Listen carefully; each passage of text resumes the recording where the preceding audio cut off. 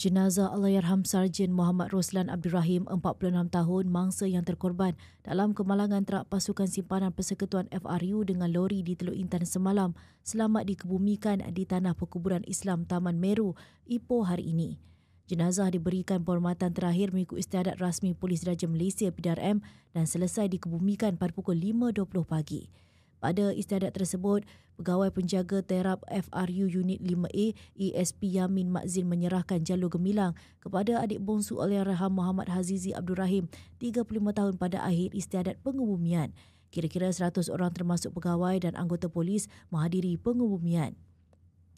Terdahulu, jenazah Allahyarham tiba di tanah perkuburan tersebut pada pukul 4.45 pagi dari markas FRU Unit 5, Sungai Senam. Allahyarham yang merupakan anak ketiga daripada 5 beradik, antara 9 anggota FRU yang terkorban dalam kemalangan trak yang mereka naiki dengan sebuah lori di Jalan Sungai Manik, Sungai Lampam di Teluk Intan semalam.